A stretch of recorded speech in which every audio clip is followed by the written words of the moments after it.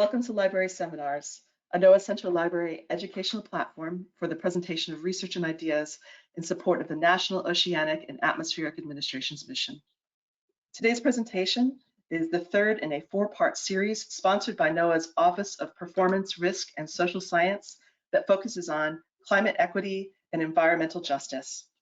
Dr. Letise LaFeir, Senior Advisor at NOAA, will introduce our two speakers and tell us more about the goals of this webinar series. But before I hand over the mic, here are a few logistical details to help you enjoy this webinar. If you have trouble with the audio or visual components of GoToWebinar, we suggest that you log out and rejoin us. This resets the software and usually resolves most technical issues. Our presentation is being recorded and will be available on the NOAA Central Library YouTube channel later today. I've added the link to the chat box. Audience members are muted, but questions are encouraged, so please feel free to type them in the questions chat box located in the control panel throughout the presentations as they come to you. Let us know to whom the question is addressed by indicating the name of the person you would like to answer it. All questions will be answered at the end of the two presentations. So with that last detail, let's get started. The mic is all yours, Letise. Thanks so much. Thank you, Lisa, for the introduction and for all your help with the seminar logistics. I know it can be challenging to get all the tech together, so appreciate everything that you and NOAA Library have been doing to help shepherd this seminar series. I am very happy to be here to participate in part 3 of this series on climate equity and environmental justice. This topic is timely given the priorities of the Biden-Harris administration, which I'm honored to represent in my role at NOAA.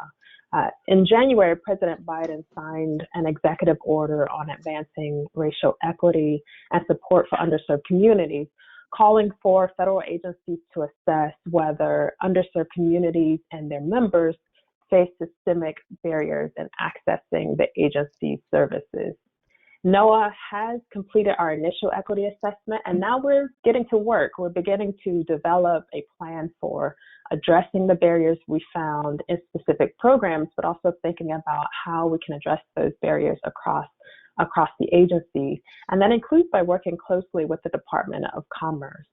So in the spirit of advancing NOAA's climate equity and environmental justice efforts, the Performance, Risk, and Social Sciences Office is partnering with the NOAA Central Library to discuss these concepts of climate equity and environmental justice, and to examine how NOAA may better serve vulnerable communities, particularly given that they are disproportionately at risk from climate-related impacts. So our goal for this seminar series is to share leading-edge social science and foster productive collaborations.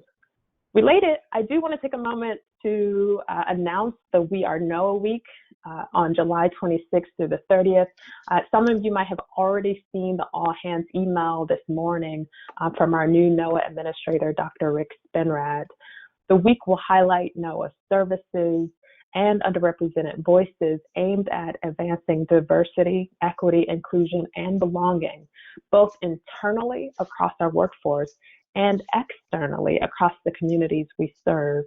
I hope many of you will participate in the week's events. I'm personally very excited for the week and for my role in it. So I hope you will join us. Now I am pleased to introduce our two speakers. First, Dr. Raoul Liévanos is a published author, researcher, and associate professor at the University of Oregon. His research focuses primarily on the organizational, institutional, demographic, and spatial dynamics of environmental and housing market inequalities, and on the social movements and policy processes that attempt to address such inequalities in the United States. At University of Oregon, he is also a participating faculty member in the Environmental Studies program and on the graduate faculty in the Department of Indigenous, Race, and Ethnic Studies.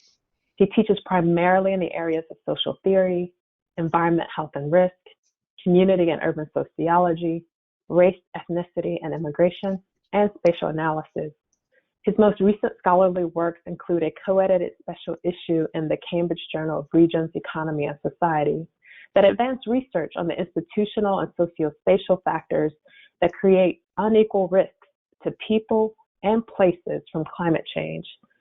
His sole authored contribution to that special issue developed a novel approach to analyzing how racial segregation and uneven urban development inscribed overlapping and intersecting risks and the cumulative impacts from climate, environmental, and economic, what he calls riskscapes, into what are high-risk neighborhoods in Stockton, California. So let me just say for a minute, that's to say that many of the risks that vulnerable communities face are compounded and closely tied together, often rooted in historical inequities. And I think that's important for us at NOAA and throughout the federal government to keep in mind.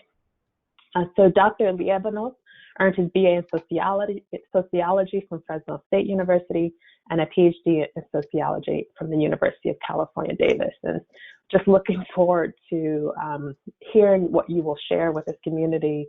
Dr. Liévanos, thank you for being here. Our second speaker, Dr. David Pellow, is the department chair of Environmental Studies and the director of the Global Environmental Justice Project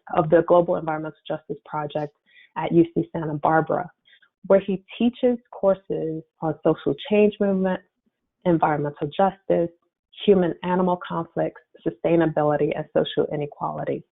He has published a number of works on environmental justice issues in the communities of color in the US and globally. Among his books include a handbook of environmental sociology, what is critical environmental justice, the treadmill of production, injustice, and unsustainability in the global economy, and many others. He has consulted for and served on the boards of directors of several community-based, national, and international organizations that are dedicated to improving the living and working environments for people of color, immigrants, indigenous peoples, and working class communities. Dr. Pellow earned his BA in sociology and religious studies at the University of Tennessee and his PhD in sociology from Northwestern University. This is going to be a jam-packed and really informative seminar for us, and I appreciate both of you being here. And again, Lisa, thank you for your work, and I will turn it over to our first speaker, Dr. Liévanos. Thank you all. Okay, thank you for that introduction, Letise, and I just really appreciate the opportunity to present today and share my work with you all.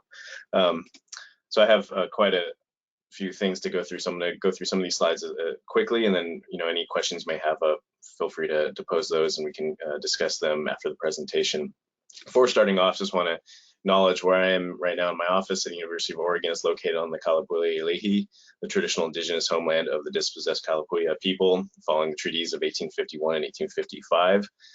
From where you can see there, we've kind of done at the University of Oregon throughout the university in our various departments to acknowledge where we are and whose homeland we work on and live on.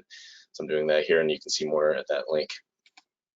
And I just want to thank you all thanks to NOAA staff as well for their work, and particularly for Michael Smith, Letise, LaFeir, and Lisa Clark for your assistance in bringing me on board in this webinar. It's been a great opportunity to catch up on what NOAA's been doing, and also what this webinar has presented thus far. And I'm going to do my best to engage some of the points that have been made throughout the other webinar presentations as they're related to this presentation. So some background here, right? We're all discussing the climate crisis and focusing on it, living on it, the heat that we're living through in the West. It's a continuous reminder of what we're living through now, right? This climate emergency is a race we're losing, as the UN Secretary General Guterres says, but is a race we can win, right? And as they go on, right, the extent of the crisis, right, they claim, and we see this, right, that no corner of the globe is immune from devastating consequences of climate change. And we see, right, the outline of the emergency: rising global temperatures, food and water insecurity, more frequent intense climate and weather extremes, and a major threat to international peace and security. But right, one thing we get from this discourse as we're kind of responding to the climate crisis is that, you know, this view that everyone is at risk. And what one of the main points I'm going to be making in this presentation, as we've seen in the webinar series thus far, right, is that that risk is unequally distributed and experienced, and there's also unequal patterns of what I've called and others have called elsewhere unequal resilience, right, and how we respond to the climate crisis and the extent to which we can bounce back to whatever it is our normal is, right. In the context of the pandemic, we're in climate crisis, we're experiencing a new normal, feels like continuously, right? But there's inequalities pervade this, and they're exacerbated, as has been shown throughout the webinar series thus far. So in terms of some kind of key concepts, and right, as the introduction that Letise, appreciate the introduction you provided, right? I do a lot of work in social theory, and so I'm going to be kind of just making sure I'm clear on some concepts as we're moving through this presentation.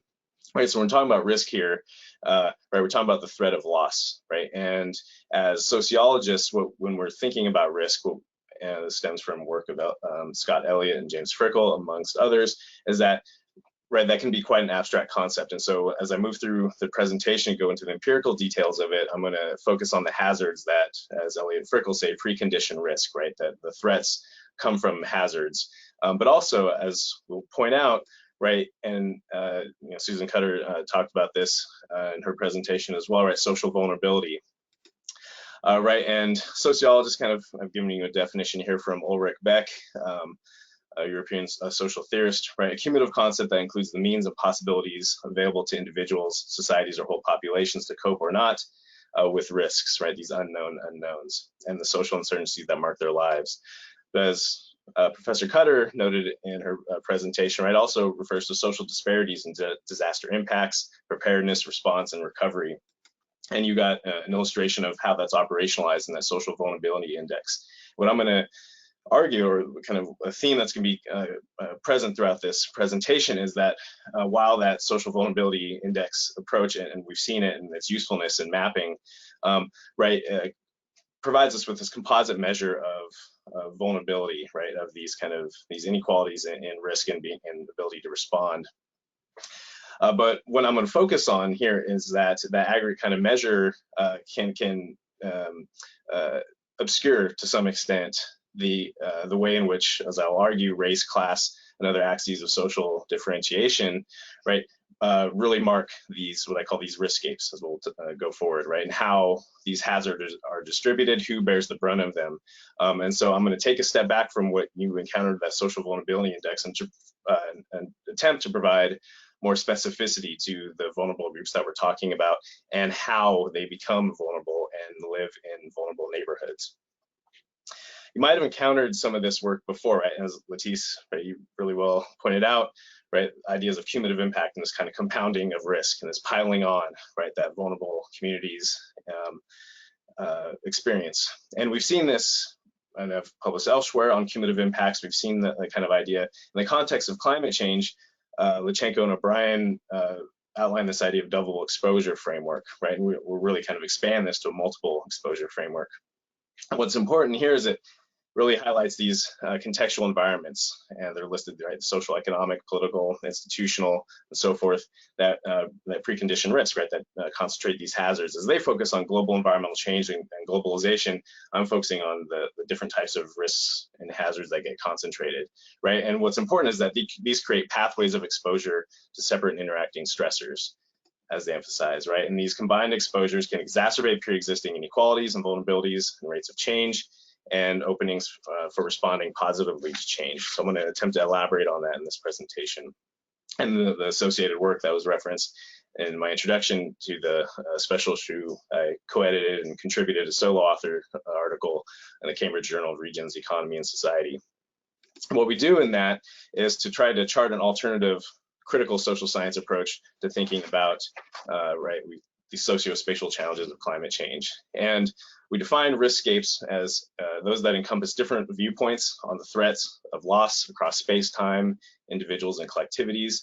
And what I focus on in my work is really how that gets concentrated in specific neighborhoods rather than, right, kind of composite county level measures. I really focus on neighborhoods and how they are produced as unequal. and unequally risky. Not so much that they are risky to others, but they have been deemed and stigmatized as risks to the broader kind of power structure in a community, but also that then they bear the brunt of risks. That is the externalized costs of how we produce and consume our environment. Right, and so that there's these points of relative high risk concentration within a given riskscape, and we have these high risk neighborhoods, places of cumulative risk accumulation and interconnection across multiple riskscapes. They're these hotspots that many of us are concerned about. Well, we get these critical insights from the social sciences, I should say from critical social sciences, is that this unequal risk distribution is associated with uneven development, right? And we can, in urban sociology, we understand that as spatial variation in affluence and poverty. But as critical race theorists and particularly Cedric Robertson and his notions of racial capitalism, right, really show how these kind of unequal distribution of resources or affluence and poverty is really tightly intertwined throughout modernity, right, with the rearticulations of racial inferiority in colonial regimes, right, of power structures, imperial power structures throughout the world stemming from Western Europe that have really defined how capitalism and patterns of investment and profit-seeking behavior unfold. And what's key here is racial inferiority. Notions of it continue to structure who gets what jobs, who gets what neighborhoods, who gets access to opportunities, and who doesn't.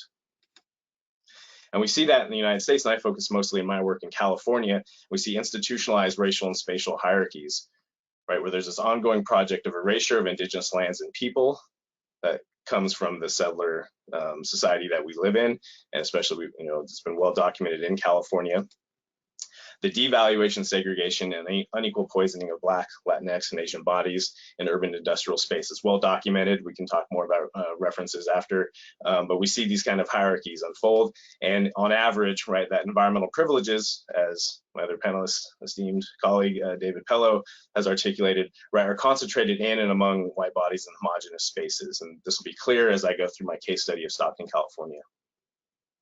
So I'm gonna focus on here, right, is how I engaged work on climate change at this point is on sea level rise, and really kind of thinking about the concentrations of risks within sea level rise riskscape as intertwined with how resources have been unequally distributed within, in particular, Stockton, California, and that then has shaped the life chances of people and places within the city and the broader metropolitan context in which they're located.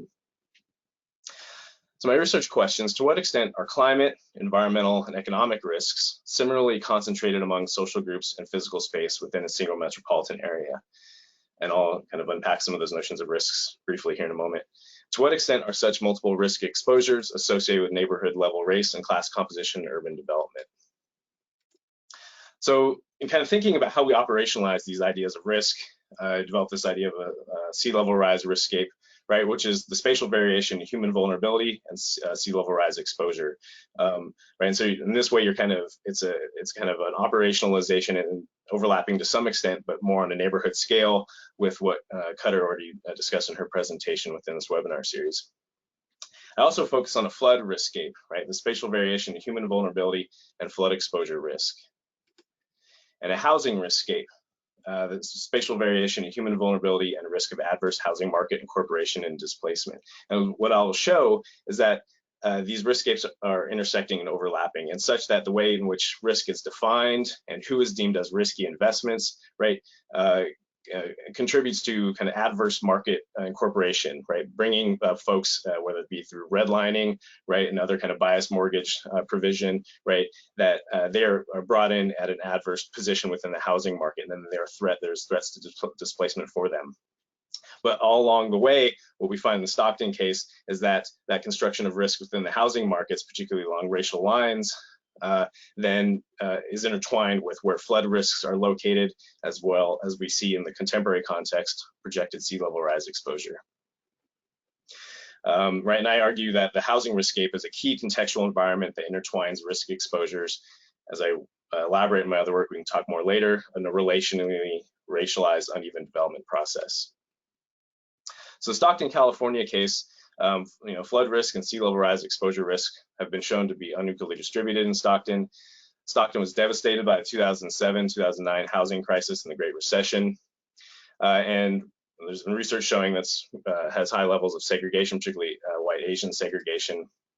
And as local journalists have referred to it in unpacking its history, Martin Luther King had a dream, it wasn't Stockton. And they elaborate on, right, it's a diverse place, but also extremely unequal and highly, right, in terms of risk distribution and opportunities and rewards within the housing market and flood exposure risk. So my research strategy, I used archival data from 1850 to 2010. This stems from dissertation work that I've been working on and continue to work on as developing this book project. My outcome variable and unit of analysis. So in the talk here, I'm going to go through some history of Stockton's development very quickly, and at the end, kind of try to bring it all together and show you how, right, those contextual environments of Riskscapes are intertwined together throughout Stockton's development over more than 150 years that then give rise to this unequal distribution of sea level rise exposure risk. And what I do a lot of quantitative work in my research. What I'm bringing in here is kind of a content analysis and qualitative comparative analysis. And so what I'm trying to get at is an alternative way of thinking about diverse pathways to exposure within Riskscapes and how they're intertwined. And what I'll attempt to show here, and the published work that this is associated with, is that QCA combined with spatial analysis can really help us uncover these diverse pathways and give us more specificity about the historical forces that give rise to this unequal risk distribution and how those risks, how the various Riskscapes are intertwined in the process in ways that, as we can talk about, are very difficult to uncover with kind of traditional quantitative regression analysis. And here's a map just of the Stockton area where it is for reference here in Northern California at the meeting of the Sacramento Valley and San Joaquin Valley in the Central Valley of California. And here's Stockton within San Joaquin County area, which is I'll refer to as the Stockton metropolitan area. And using some forecasted sea level rise estimates, I bring that into the analysis. I'm showing it here in gray in map C, where sea level rise is projected to unfold with current projections. And what I'm focusing on here is these areas that I find then with using estimates of unacceptable levee adjacency from the U.S. Army Corps of Engineers. And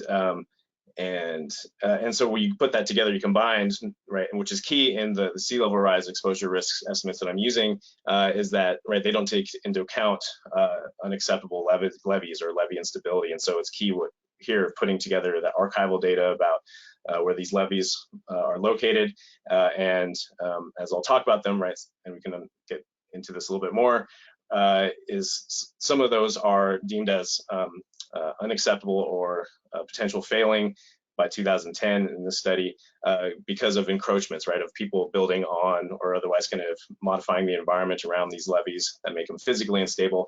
But what's key from a sociological standpoint as well is that some of them are deemed as structurally unstable, right, which relates to unequal patterns of investments and upkeep from local, regional, and relevant federal authorities.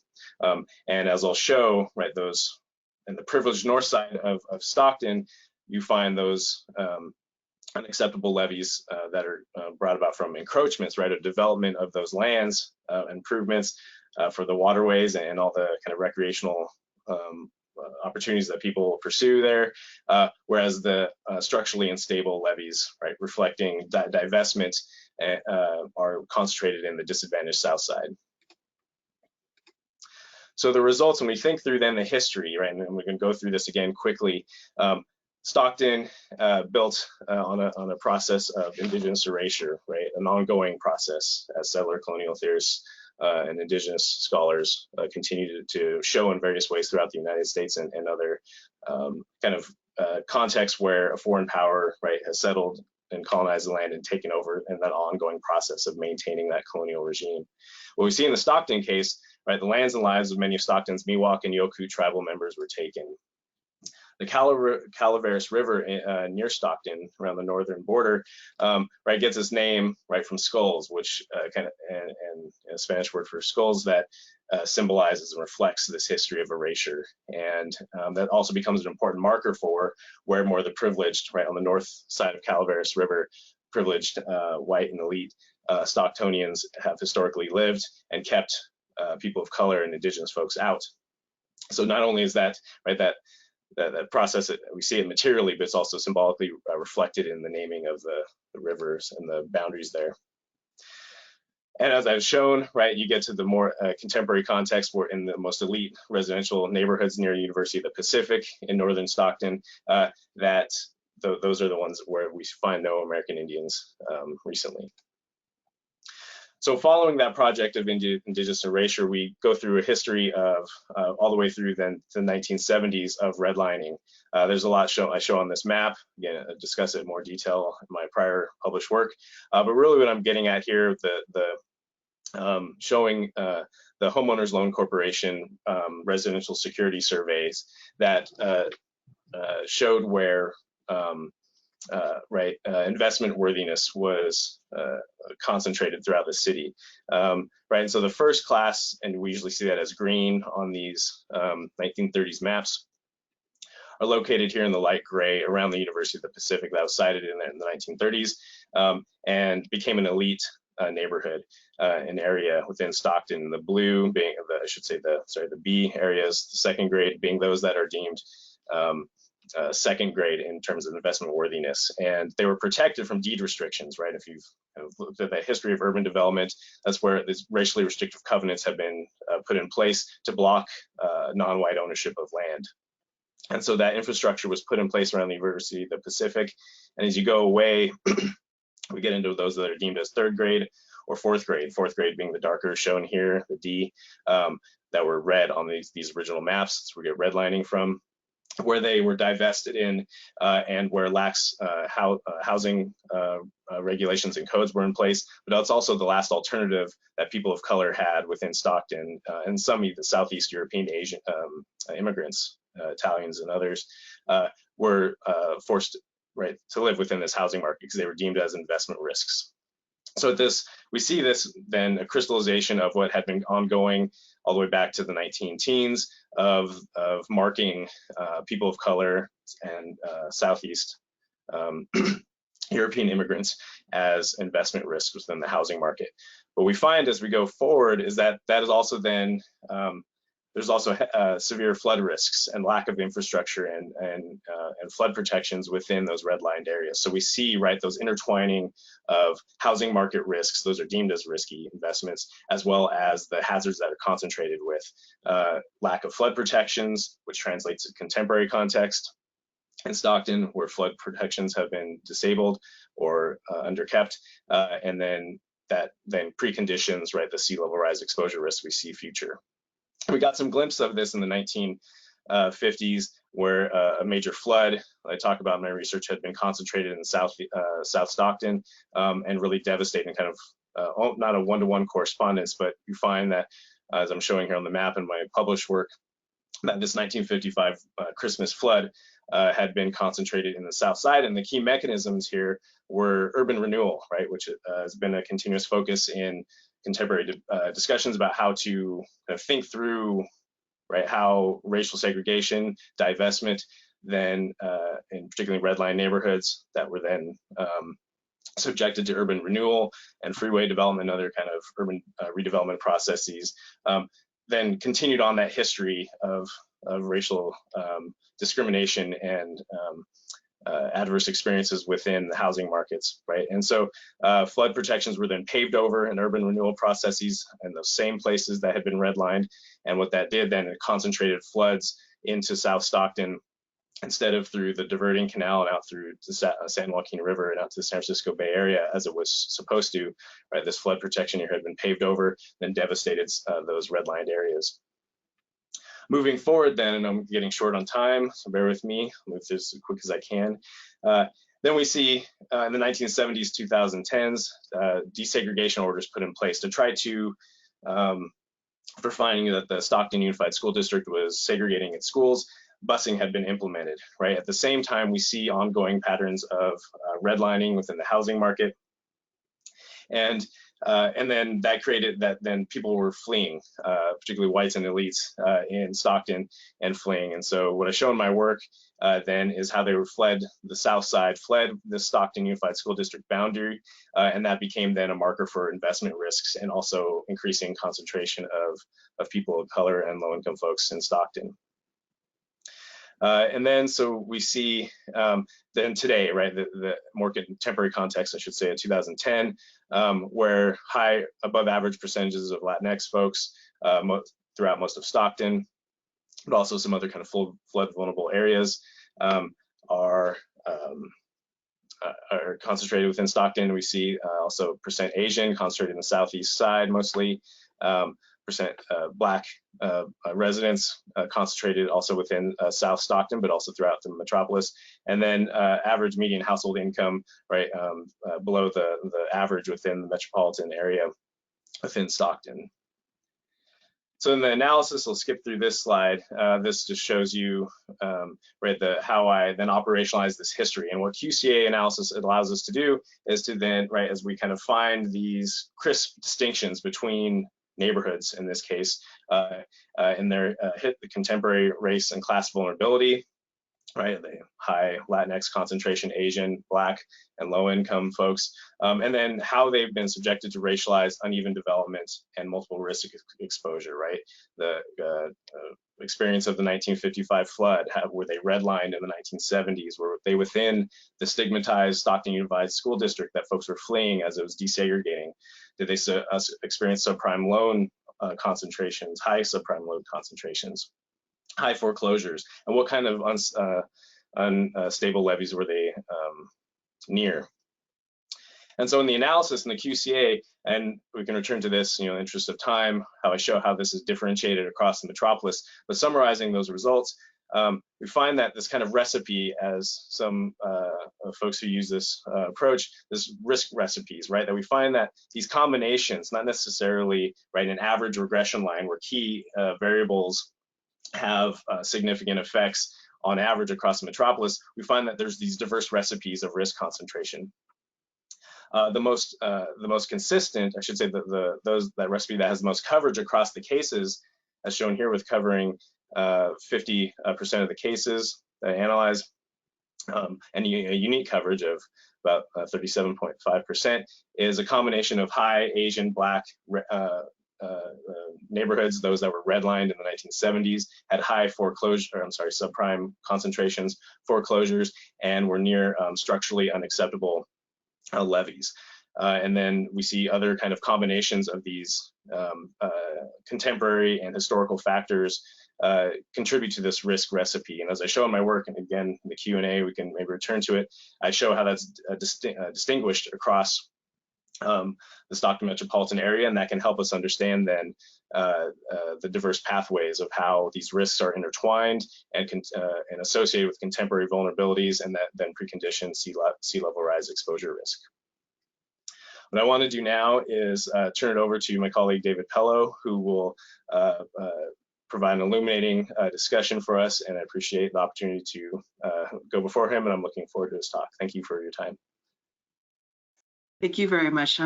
Audience, we're going to go ahead and get David's all set up here.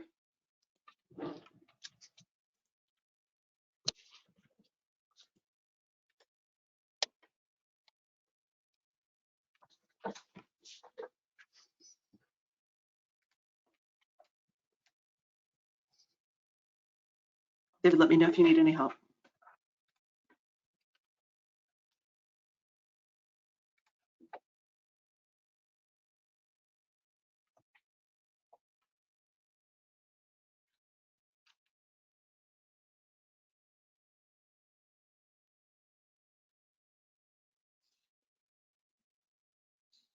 Okay, can you hear me okay? I can hear you fine. Go ahead, and it looks great too. Go ahead and start. Okay, thank you so much.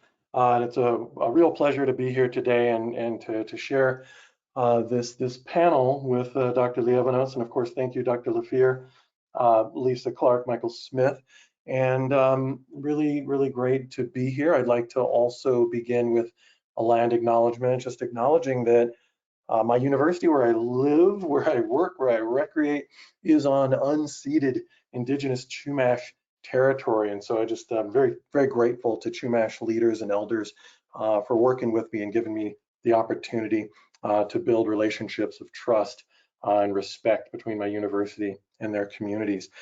So I don't have a lot of time today, so I'm going to quickly go through and begin with a story, if I can, of Oxnard, California. This is a city just south of where I live in Santa Barbara that really has for decades produced an enormous amount of energy for my region, the Central Coast of California. And it's an area that is a community that is 85% people of color. It's majority working class, low income, low wealth, 75% Latino, Latinx. But the community of Oxnard already has 3 power plants, and recently a 4th power plant was proposed there, the Puente power plant. This would again have produced more greenhouse gases, particulate matter pollution that would be imposed on local residents. And again, the energy that would be created from this plant wouldn't actually go to the city of Oxnard. It would be going to cities like my own, Santa Barbara. So this in many ways is a classic case of environmental injustice and climate injustice. You have these marginalized community, majority working class people of color and immigrant, who are literally shouldering the burden of dirty air and particulate matter for the rest of us. Some of these neighborhoods in Oxnard are in the 90th percentile of asthma rates in the state of California. So these folks are literally choking and gasping for air. But fortunately, youth, elderly folks, immigrants, and elected officials, professors, and local non-governmental organizations came together to oppose this dangerous polluting power plant and actually stopped it in its tracks before it was built. But they also went beyond not in my backyard, as some might have called this, and promoted positive practices and policies such as the restoration and protection of critical habitat, including wetlands, and the expansion of safe, good-paying jobs. So in the end, they won the battle. The plant wasn't built. And this, for me, is a really good, a strong example of a community fighting against environmental and climate injustice and demanding and succeeding in promoting climate justice. So one of the things I wanted to underscore is this question of justice and why it is so important. For me, if I break it down, we focus on this foundational idea of justice. It's a core principle of democracy and is tightly linked with environmental and climate protection. Specifically, empirical studies have shown that those communities, those counties, those cities, those states, and those nations with stronger protections for women and various marginalized communities, particularly ethnic and minoritized groups, also tend to have stronger environmental and climate protections. In other words, those societies with healthier indicators of social equality, justice, and democracy tend to have stronger environmental protections as well. So I often say, if you want climate protection, if you want ecological sustainability, there are a number of pathways there, but one really important pathway is making sure that we are strengthening our democracy. So there's been a lot of talk about intersectionality in the academy and increasingly in popular spaces, and that's a term we use to describe how your social location, like your socioeconomic status, your race, your gender, can enforce or reinforce various advantages and disadvantages in society. And that's really important for understanding how social inequality shapes experiences with climate change and environmental risks. And Dr. Liévanos has demonstrated this amply with his fantastic presentation just a moment ago. But this is a photo of folks, women who've come together at a conference to really articulate those linkages, particularly between gender and climate change. And what we find in the research is that women's social position, not their biology, but their social position, places them at greater risk in terms of climate disruption because they are the primary caregivers for children and the elderly, which means they have limited mobility. They have limited land rights and lower social status, which gives them less power to protect themselves during a disaster. Women tend to have higher levels of reliance and dependency and investment on and in subsistence agriculture, which means that when crops fail due to drought, flooding, and other extreme weather events, their livelihoods are placed in greater jeopardy. And finally, women work for much lower wages or no wages at all across many societies, which again means they have fewer resources to protect themselves and experience resilience. And so what this means is that women face disproportionate exposure to climate-related heat, hypothermia, and waterborne diseases, among other things. So intersectionality makes a big difference when we're thinking about gender and climate change. When we think about the intersection of geography and poverty and climate change, we go to the continent of Africa, where the IPCC has said this is a place that is most at risk from climate change for a whole host of reasons. One, of course, is that it is largely dependent on two very vulnerable sectors, farming and natural resources extraction and export. But it's not all doom and gloom. We have non-governmental organizations like the Pan-African Climate Justice Alliance, and these thousands of school children in places like Johannesburg who are doing exactly what Greta Thunberg did, which is going on a climate strike, demanding substantive action from their elected officials. But this isn't a case of climate justice struggle because African societies contribute the least to greenhouse gas emissions, just like we find in the United States with African American communities being unfairly burdened with climate risks and climate threats. And so you have people like Aaron Mayer and Keith Ellison, who are pictured here, who've been fighting for climate justice for African Americans and all communities. This is a photo of Indigenous folks fighting against the Dakota Access Pipeline. Indigenous folks are hit first and foremost by climate disruption, related to coal, gas, and oil extraction. But again, here we find people are fighting back. My research project that I'm working on right now is looking at the intersections between prisons and jails and immigrant detention centers, that is carceral spaces, and environmental and climate threats. These threats are widespread. Many of these facilities, jails, prisons, and detention centers are placed in flood zones. That connects in many ways back to what Dr. Liévanos was talking about, those kinds of riskscapes. Many of these facilities also produce greenhouse gases. As a matter of fact, a recent study shows there's a statistically significant correlation between mass incarceration and greenhouse gas emissions. Just as an example, this is a photo of State Correctional Institution Fayette in the great state of Pennsylvania. And this, for me, is a really important site of the intersection of prisons and climate justice struggles for a whole host of reasons. This prison in Pennsylvania was built in 2003, and itself was built on top of a former coal strip mine. And strip mining, of course, is a process that lays waste to landscapes. So there's already an intersection. Second, there's a sewage treatment plant there, which treats the sewage both from the prison and the nearby town of LaBelle, Pennsylvania, which you can see in the upper right there. So you have an imprisoned population that is forced to live adjacent to a wet waste site. And third, and I'm having trouble wrapping my brain around this, but I've got to tell you, right smack dab in the middle there, where it says refuse site, LaBelle refuse site, this is a photo, a satellite photo of this refuse site that hosts 40 million tons of coal ash. So of course, this is a global concern because coal ash is sourced from coal-fired power plants, leading contributor to climate disruption.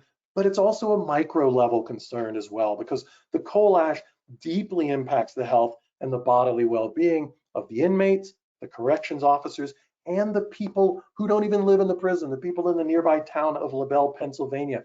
So while I'm studying prisoners and prisons as sites of environmental and climate justice struggles, I want to remind you that no one is safe and can escape these threats. So we are all in this together. But I do want to tell you that I spoke to, I've been interviewing dozens of former prisoners who are in sites like this, one of whom is Richard Mosley, who served time at this facility for several years.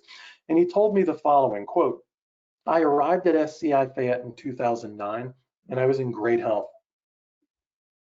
I was an athlete and I'm a non-smoker, but within a week of arriving there, my nose started bleeding, I had breathing problems, and I got really sick and had other respiratory problems. I'm almost totally back to my original health now that I'm out of prison. But this was a situation where I got so sick that I kept a letter on me that I would have officials mail to my family in case I died, end quote. So here again, we see this micro concern in terms of Mr. Mosley's body and the bodies of literally hundreds of his fellow inmates being ravaged by exposure to the #1 contributor to global anthropogenic climate change and this massive coal refuse site. So prisons are a site where we are finding these intersections and where we are being challenged to do something about it. This is Federal Correctional Institution Beaumont, Texas, 2017, when Hurricane Harvey hit. Literally dozens of inches of rain accumulated on the ground in a matter of moments. Prisoners here were thrown on lockdown, and there were some 35 inches of rain and flooding around the town and even in the prison. Many of the prisoners thought they were going to lose their lives. They were the last people anyone thought about evacuating. Temperatures neared 100 degrees, so it was in many ways literally a perfect storm. And then the prison officials cut off the water system because it was visibly contaminated with a toxic stew of contaminants from nearby petrochemical industries. This is Texas, after all. We can go to the colony, the island of Puerto Rico, and again, find that prisons are in flood zones there. As you look at this map, there are some 8 prisons across a number of prison complexes that are all at risk of sea level rise. And we've continued to see problems with this. In the great state of Texas, over the last 2 decades, more than 24 prisoners have died as a result of extreme heat and incompetence and aggravation at the state officials there, who will provide very little cooling mechanisms unless forced to by lawsuits.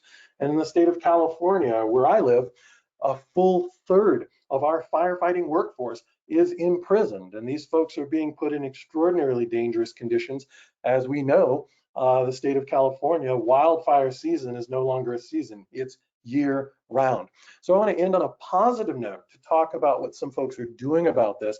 I'm part of the Central Coast of California's Climate Justice Network, and this is a network of multiple non-governmental and governmental organizations who've come together to try to solve our climate crisis at the local and regional level. Here's a photo of some of us, and one of the things we've been working on is a Green New Deal for our region.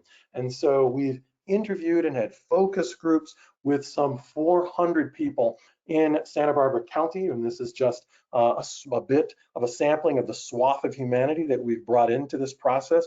And we've organized a Green New Deal framework, which we are now mobilizing our elected officials to embrace, that is organized around 3 large areas, categories: infrastructure and economy, and within that we have transportation, energy, housing, and a just transition.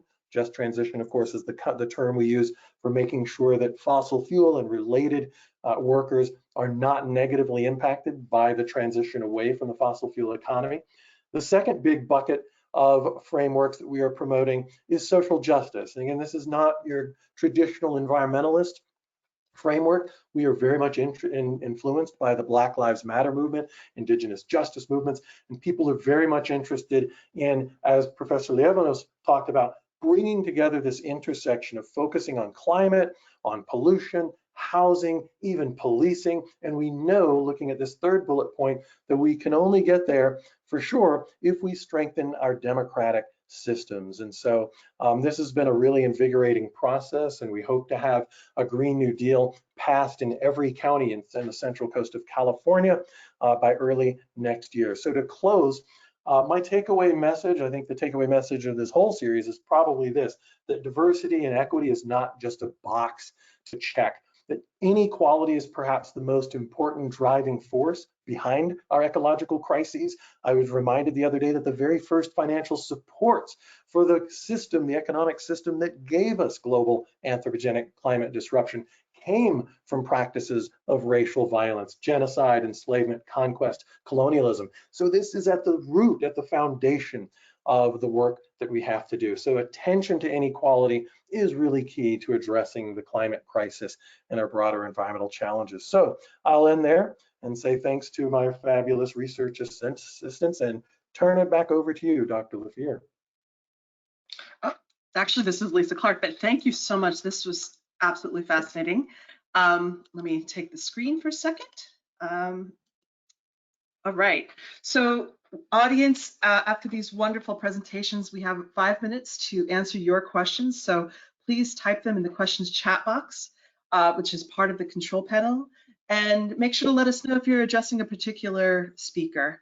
And while we wait, I also want to remind you that both David and Raoul have shared their presentations with us. So look under handouts, also on the control panel, and feel free to download their slideshow. So we will take the next few minutes. There's a slight delay to answer your questions. And while we're waiting, I also want to remind you that this is a recorded webinar. It's part of a series, third in the series. I will have the recording uploaded to the NOAA Central Library YouTube channel. And that is in your chat, you'll see the link to that. I should have that available in a couple of hours. All right, so we do have our first question. This is at Raoul. NOAA has maps that show the correlation between social vulnerability and hazard risk. But what do you suggest that the next step should be? How does NOAA reach local communities and not get lost in the aggregated vulnerability statistics?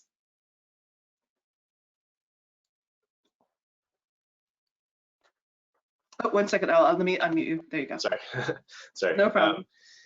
So Dr. Cutter, I thought, gave, so while I'm kind of critical and engaging with the kind of limitations of the social vulnerability index mapping, I thought there were some interesting points made in her presentation about kind of policy responses. And what she astutely pointed out, right, is the relationship between NOAA and the Department of Commerce. And I think one thing I do in my work, I have studied environmental justice policy implementation in California, and I found it's great to see what Dr. Pellow and others are doing in California now and kind of how that has been advanced. But I have also I have a lot of skepticism about just how policy process unfolds. And one thing that in the process, I thought that perhaps when I was studying it in the 2000s is that there could be more involvement from the federal government.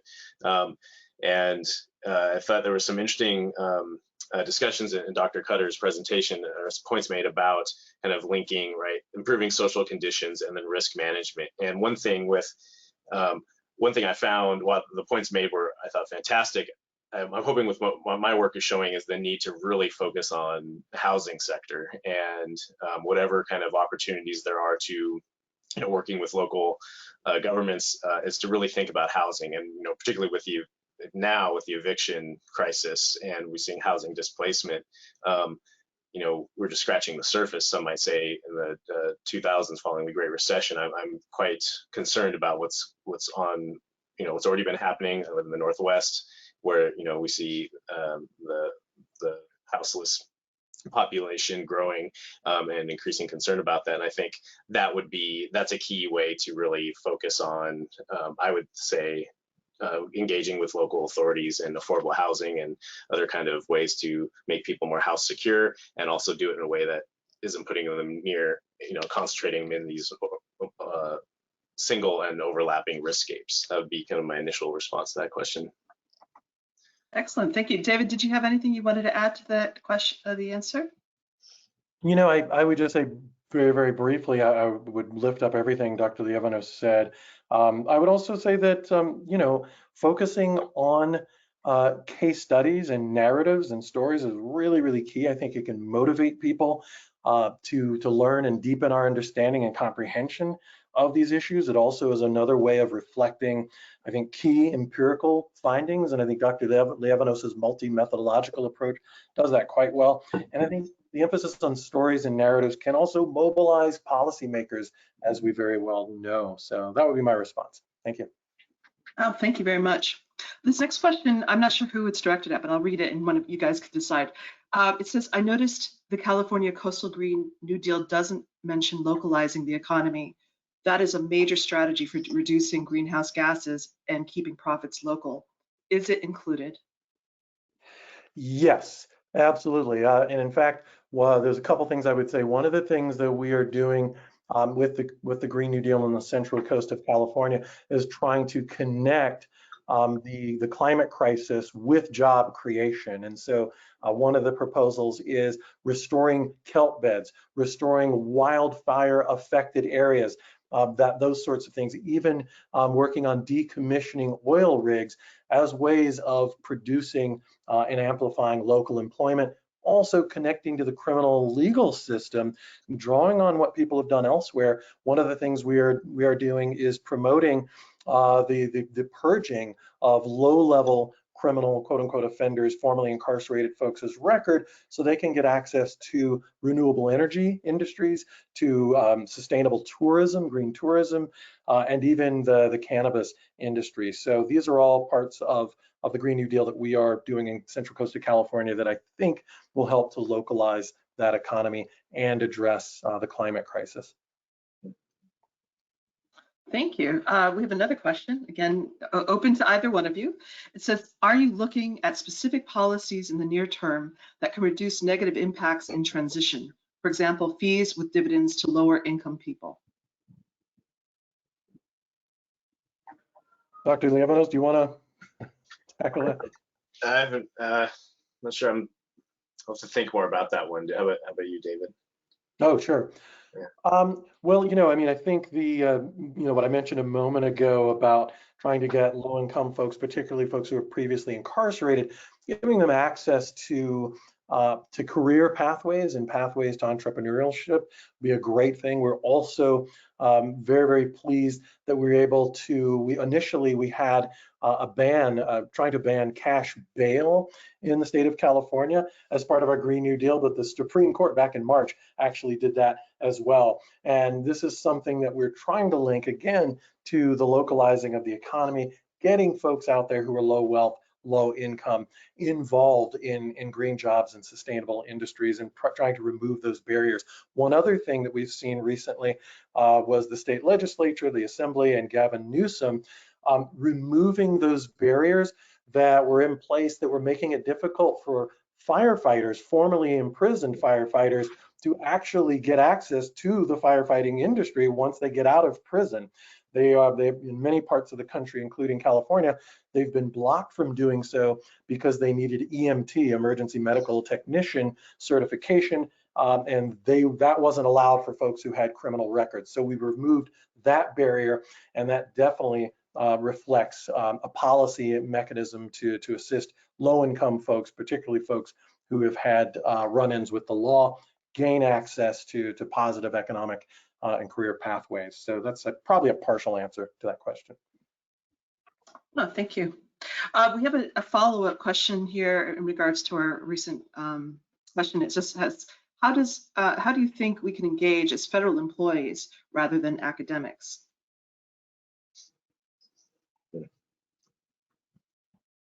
Dr. Liévanos, any thoughts there?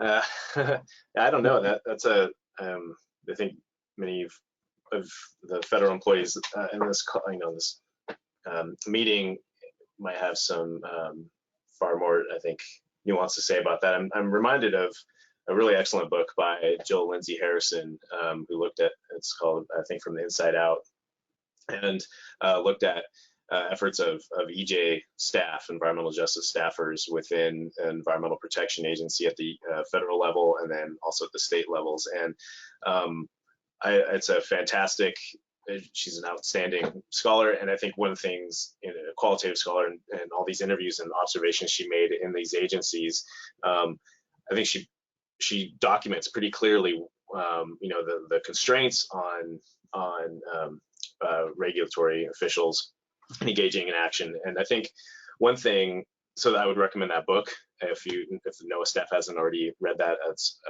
Put that on the reading list, definitely, because there's a lot of insights in there. And I think from my own research, I found it's consistent with some of the kind of social movement studies and science studies from Scott Frickel and his colleagues on like shadow mobilization. And so that one thing with federal agencies that you can be enablers and and facilitators, just as we're facilitating this discussion, but also in terms of how resources can be provided to communities in terms of monitoring, but also of listening. And what's really key, and I found in looking at California state officials, of really, stuff like this, these kind of discussions, it's great to see these. And I think going beyond that, of really listening to the stories and the experiences of whether you're working in the realm of, population health, or these kind of really aggregate kind of ways of understanding problems, is thinking about particularities and diverse outcomes and pathways of how people become vulnerable. And many of you, I anticipate, already, you're in this meeting and listening to these presentations, these webinars, already kind of thinking about this stuff. But I think going further, and then I don't know, that other than that, I think that's kind of thinking, of creatively of how you can be a resource for communities beyond like grants, or like checking the box to have meaningful participation of community members, providing technical assistance, commenting on proposed plans. But then I also know that you all are likely, and regulators and regulatory officials are likely constrained by legal and other kind of political considerations. And so beyond those kind of very general points, I think there's a lot of great insights in Dr. Harrison's book that I'd recommend folks to read, because I think, and even discuss with her if you haven't already done so. She's got some really great insights to share. Awesome. I'd say you took the words right out of my mouth. I agree entirely with all those points. Right on. I'll have to get the title of that book for the library, make sure we have it. One last question, and then we will conclude the webinar. It asks, NOAA Fisheries has done a great job of managing U.S. wild capture fisheries to a sustainable biological level, but less time and attention is given to what happens to the fish after it lands on the dock. Who processes the fish, mostly immigrants, how to put local fish on local plates, market pathways, the risk/resilience of coastal seafood communities, options to diversity seafood production, example aquaculture, and human health and nutrition, especially in disadvantaged communities. Any recommendations on how to analyze environmental justice implications of federal fisheries management?